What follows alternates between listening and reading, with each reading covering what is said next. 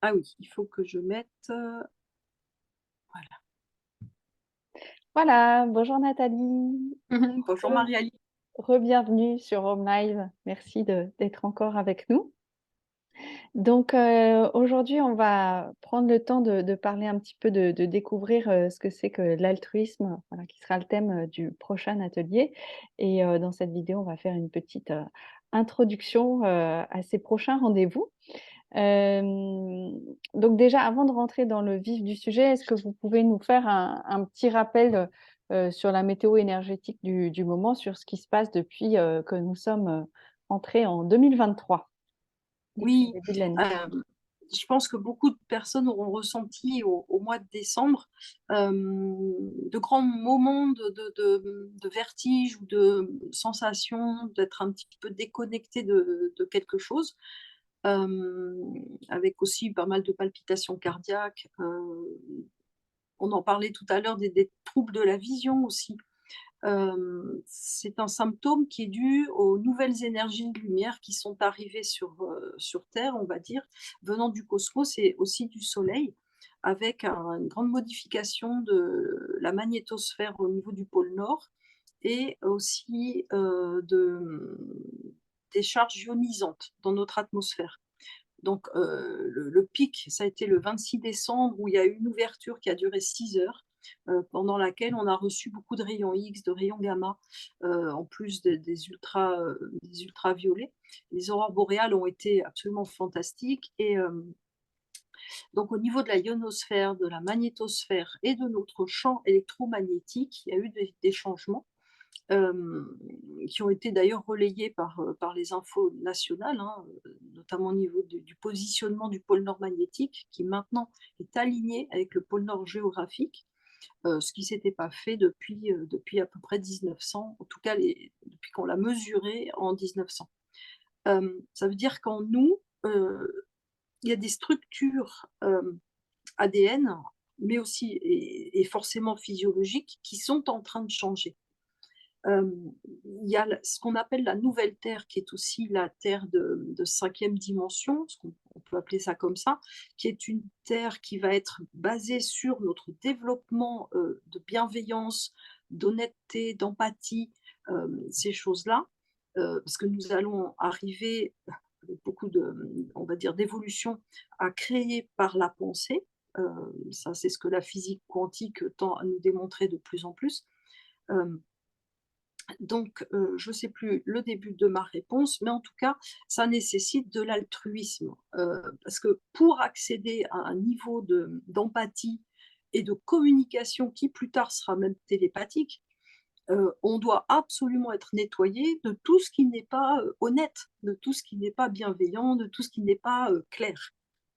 Heu et donc ces énergies nouvelles, mettent en place cette, nouvelle terre parce que je fais aussi des hypnoses, régressives.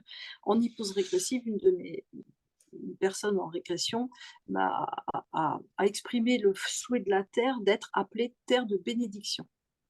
Donc cette nouvelle terre, c'est une terre bénie, une terre de bénédiction et ben, on ne peut pas être dans autre chose que l'altruisme, hein, pour faire partie de cette nouvelle terre. Voilà. Alors Donc justement, est-ce que vous pouvez, définir l'altruisme? On le verra en long et en large dans l'atelier, oui. mais déjà une petite introduction, Oui, à cette bah, notion d'altruisme. l'altruisme, ça nous demande une définition, ben, c'est simplement l'acte généreux.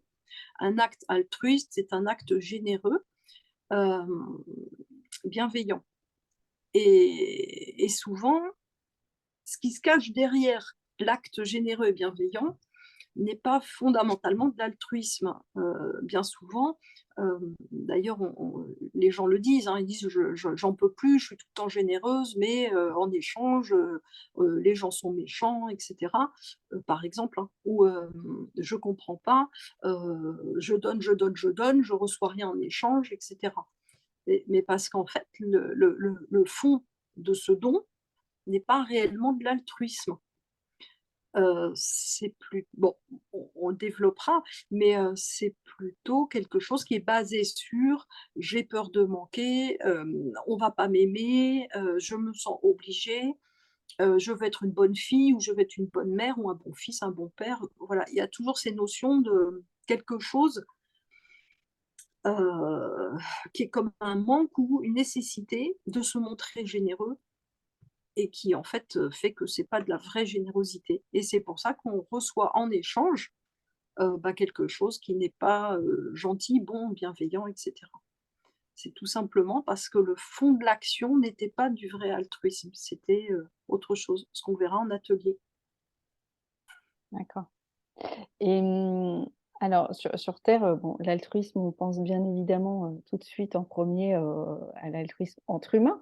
Oui. Mais, il n'y a pas que Mmh. les humains qui vivent sur terre, Mmh. et est-ce que qu'est-ce qu'on fait, des autres règnes, minéraux, végétaux, animaux, et peut-on parler aussi d'altruisme, bah, envers, l'ensemble des règnes? Oui, alors ça sera pas l'objet de l'atelier, on va dire, Oui, hein, bien sûr. bien qu'il puisse être ça puisse être abordé pendant l'atelier. Mais, c'est vrai que même le ça c'est vraiment intéressant comme question parce que de dans si on observe la nature, si on observe le règne végétal, minéral ou animal, on va se rendre compte que oui, il y a des moments il y a vraiment dans une notion de survie au départ, de l'altruisme. C'est-à-dire que, pour la survie de leurs espèces respectives, bah, les végétaux ou même les minéraux des fois, se montrent altruistes dans ce sens où ils laissent de la place à l'autre. Des fois, ça peut même les amener à se sacrifier pour la survie de leur espèce. Donc chez ces règnes-là, il y a une notion de survie, heu, qui pousse à l'altruisme. Et on se rend compte, si on observe, la nature là, maintenant, dans ces dernières années qui viennent de s'écouler, même au niveau des animaux, il y a des fois de l'altruisme absolument pur.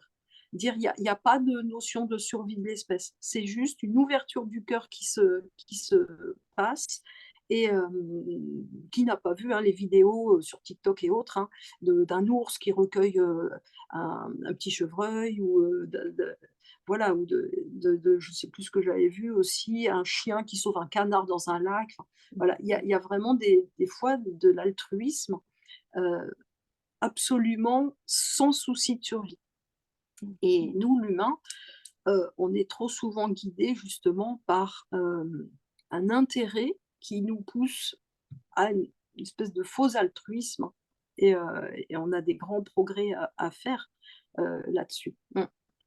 L'humain fait bien souvent trop passer ses intérêts personnels, hein, avant celui des autres. On en parlait tout à l'heure de l'opportunisme, hein, qui peut être une bonne chose. On peut être opportuniste dans mais dans le respect de l'autre, c'est-à-dire un échange, heu, équitable et l'altruisme est bien souvent manquant dans notre société, oui. Alors, cette notion d'altruisme, elle est, essentielle aussi, à titre personnel pour notre évolution par rapport, à toute la lumière qui arrive. Est-ce que vous Oui, pouvez nous rappeler, voilà, pourquoi c'est, si essentiel oui, pour soi aussi? hem il va se passer sur terre, de grands bouleversements, de grands changements. On peut déjà le voir au niveau de la magnétosphère, de la ionosphère et ces choses-là. Le pôle Nord qui magnétique, hein, qui s'est réaligné. On peut voir aussi de grands bouleversements dans les fonds marins avec, la tectonique des plaques qui est en train de vraiment de se remettre en marche avec des éruptions sous-marines et autres. Hem donc déjà, il va falloir faire preuve de générosité, de bienveillance les uns envers les autres, de savoir aider son prochain quand le prochain, demande de l'aide. L'altruisme, c'est aussi savoir demander de l'aide, hein, parce qu'il y a beaucoup de gens qui ne savent pas demander de l'aide. Et puis, les énergies du monde nouveau sont des énergies que nous vibrons. C'est-à-dire que non seulement il y a quelque part une nouvelle Terre qui est en train de se générer par la fréquence de la Terre elle-même, mais il y a aussi, l'être humain qui participe à cela et comme le montre la physique mécanique quantique surtout, l'humain participe à ça en générant lui-même des ondes de fréquence. Hem quand quelqu'un est en colère, il va générer autour de lui quelque chose qui est de l'ordre de la colère et souvent, ben, il y a des choses qui vont tomber dans la pièce ou les gens autour vont être tout d'un coup détestables, on ne sait pas pourquoi. Alors que quand quelqu'un génère, de la bienveillance, un cœur d'amour, un cœur en gratitude, bah, tout nous sourit autour, tout nous sourit à l'envi. Les gens sont charmants, on nous offrent des choses, on nous ouvre la porte, voilà, même dans la vie du quotidien. Donc nous créons notre environnement et plus cette nouvelle terre, adhère à l'ancienne, on va dire ça comme ça, et plus il est important pour nous de générer un champ de fréquence, un champ, d'énergie, de fréquence, qui va permettre de mettre en place cette fameuse terre bénie. Parce que c'est une co-création, on entend tout le temps ce terme, hein, la co-création, mais c'est vraiment ça, c'est une co-création. Et ceux qui ne pourront pas générer ce champ de fréquence, ben, ne vont pas, vivre de façon agréable cette nouvelle terre. Ils vont pas, alors je vais pas être, pessimiste en disant: «Ils pourront pas la vivre», ça serait terrible de dire ça, mais en tout cas, ils la vivront pas de façon confortable et ils pourront développer plus de maladies ou plus d'inconfort ou plus on va dire de rigidité, voilà. D'ailleurs, on le voit, hein, on a très mal au corps en ce moment, hein. On a les articulations, qui grincent, on a plein de problématiques physiques. C'est parce que notre corps est en résistance. Mmh. Alors qu'en ouvrant notre cœur à des champs de fréquences plus élevés, notre corps va devenir souple tout autant que notre esprit ou que notre façon de penser, notre mental. Voilà, c'est, une question de souplesse intellectuelle et de souplesse aussi, corporelle et l'altruisme, c'est-à-dire la générosité, la bienveillance, en la témoignant, eh ben, nous allons pouvoir le vivre aussi dans notre corps et notre corps va se montrer bienveillant et généreux avec nous. Voilà, c'est des liens de cause à effet et Ouais, voilà. ce sont des cercles vertueux, en fait, hein. Tout à fait, tout Mmh. à fait. D'ailleurs, enfin, on le voit, hein, quelqu'un qui a un physique, austère souvent, bah, c'est parce qu'il mène une vie austère. Mmh. Heu, quand nous sommes ce que nous mangeons, oui, mais nous sommes aussi ce que nous pensons Mmh. et peut-être même, d'abord. C'est clair. Alors, il y a une chose aussi qui est importante, hein, c'est pour ça que j'ai créé Home Life, c'est de travailler en groupe, d'être soutenu par Oui, des énergies de groupe. Donc bien sûr, vous proposez des séances individuelles avec un travail d'une très grande qualité que je mmh, recommande vivement. Mais le travail en groupe est aussi important et apporte autre chose. Donc est-ce que vous pouvez nous partager un petit peu cette vision du groupe, votre vision, pourquoi ça fait oui, sens aussi pour vous de proposer ces ateliers en groupe? oui. Hem, Quand on travaille individuellement, on va évidemment générer un champ de fréquences, qui va, nous permettre de modifier notre plasticité neuronale, qui va permettre aussi de générer des choses, comme des hormones de bonheur ou des choses comme ça qui vont permettre de travailler sur nos télomères et cetera, donc rajeunissement.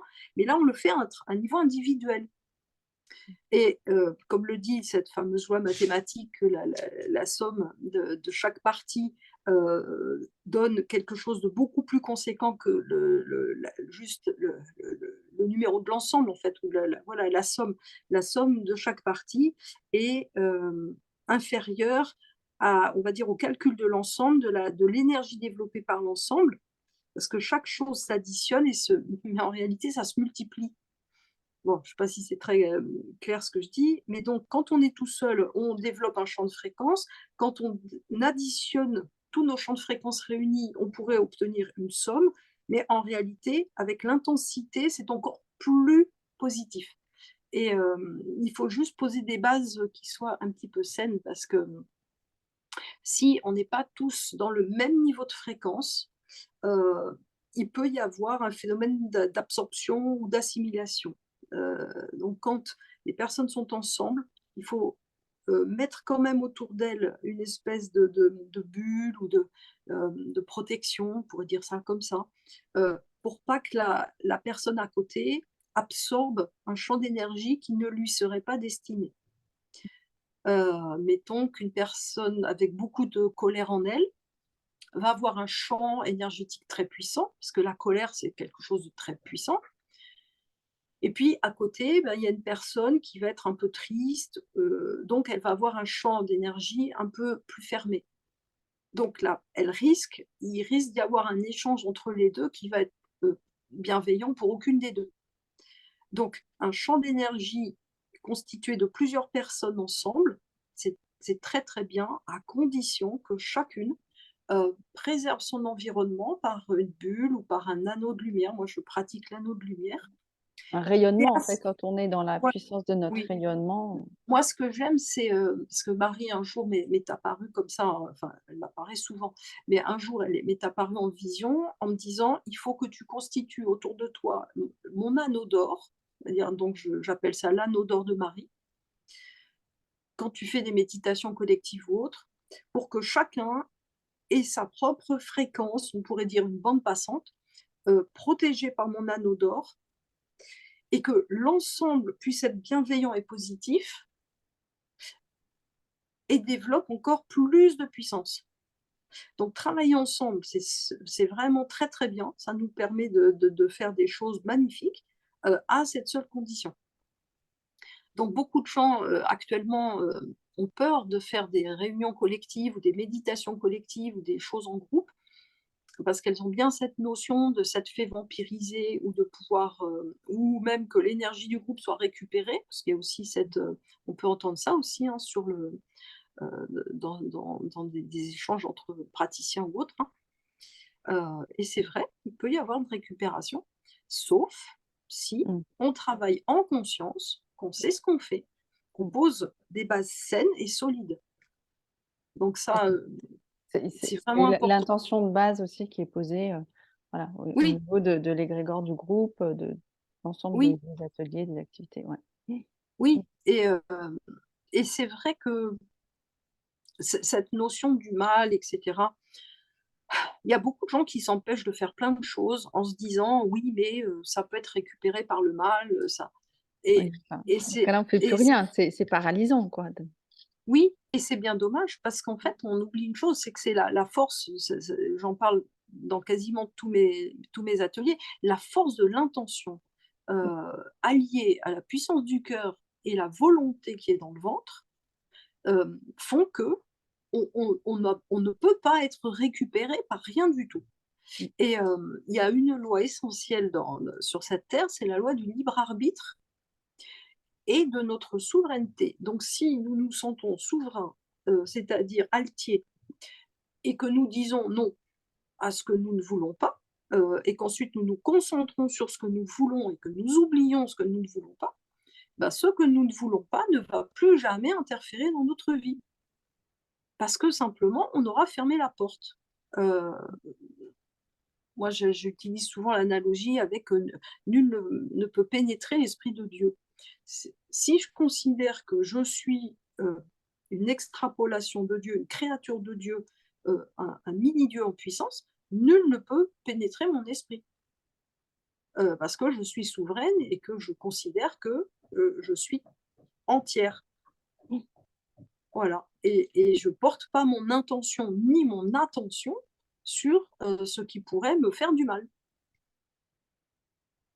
Mmh. Donc je comprends les réserves de certaines personnes, mais c'est peut-être parce qu'on leur a pas expliqué ça de façon, concrète, cohérente. C'est ça, c'est encore des peurs qui restent, des Mmh, croyances aussi, oui tout ce qu'on a vu et d'ailleurs dans vos premiers ateliers, hein, donc oui mmh, et je dirais que ces peurs et ces oui, c'est ça, les peurs et les croyances, ouais, on les a vues, et je dirais que ces peurs et ces croyances, en fait, elles sont amplifiées par, ce qui ne veut pas que la nouvelle terre s'installe. mmh, Tant que l'humain reste dans la peur, il est malléable et il est gouvernable mmh. et il est manipulable. Voilà.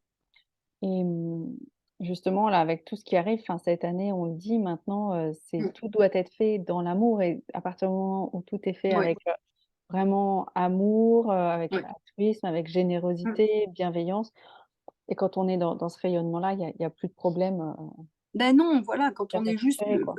Mmh, oui, pure bienveillance, la vie nous sourit à l'envi. Tous les jours, on mange du pain béni quasiment. Mmh.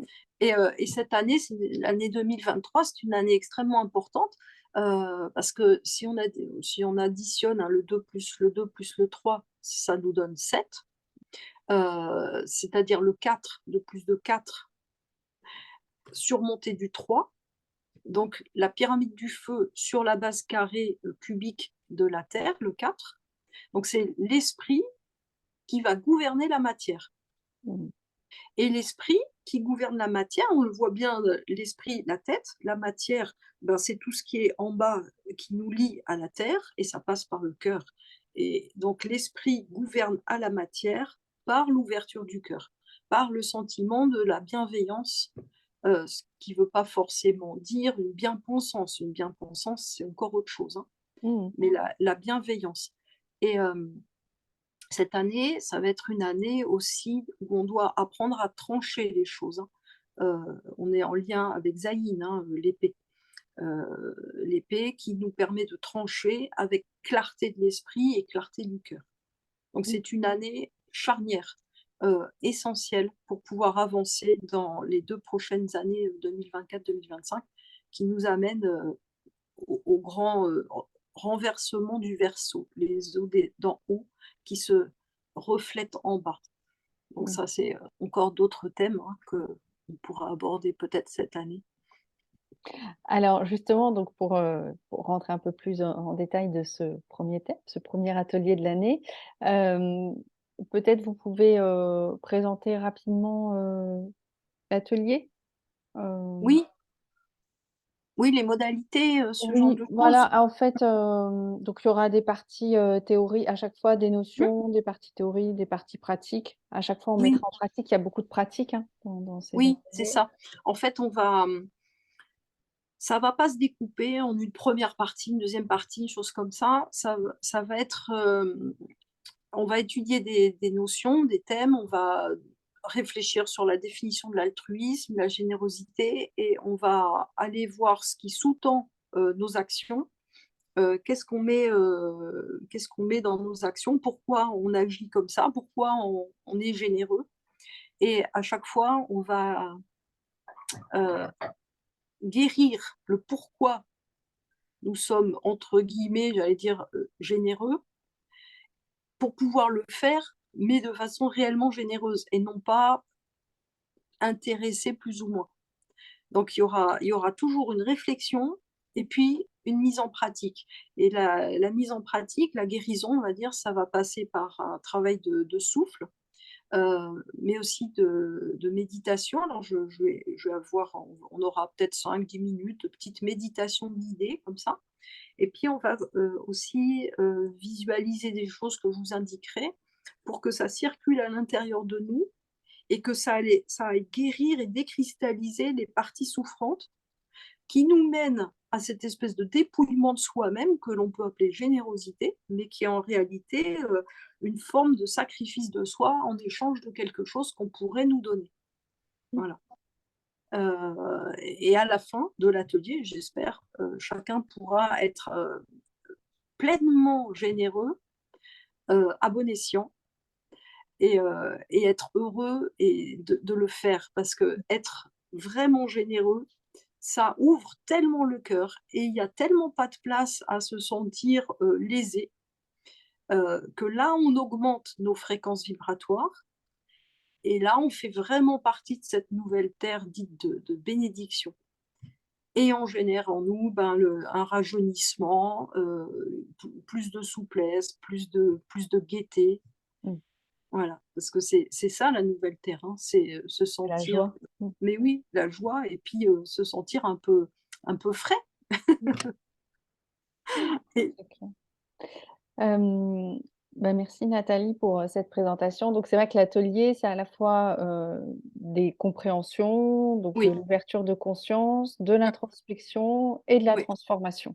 Voilà, oui, c'est vraiment oui. transformateur, c'est ça n'est pas que de la théorie, quoi. C'est voilà, on va Non, pratiquer, on va vivre, on va ressentir et on va transformer ce qui a besoin d'être transformé mais oui, pour vraiment, faire partie mmh, de cette nouvelle vague de vibrations, d'amour qui arrive, sur la terre, mais oui, sur parce qu'à cette à nouvelle la terre. base, moi, je suis bioénergéticienne, donc les énergies qui sont bloquées en nous, il faut les décristalliser Mmh, et c'est pour ça qu'on ne peut pas juste comprendre mentalement, intellectuellement. Il faut aussi le mettre en pratique et dans le passage à l'action. Voilà. ça marche. Merci Nathalie. Donc, l'atelier aura lieu en live le jeudi 16 février. Il sera bien sûr disponible en replay. Si vous n'êtes pas disponible, ce jour-là, pas de problème, vous pourrez, retrouver, l'atelier accessible en replay et voilà, c'est la qualité est tout à fait la même. Et puis si vous voulez, vous pouvez aussi découvrir les ateliers de Nathalie qui sont déjà disponibles, heu, en croissance d'être, identifier, et transformer ses peurs et ses croyances. Voilà, 2 ateliers différents. Mmh. C'est toujours à 19:00, hein, Oui, à oui. 19 heures le 16 février. Voilà. Mmh. Bah, merci beaucoup Nathalie pour cette Merci. présentation et Bah, puis, à très bientôt sur Home Live. à bientôt. Au revoir.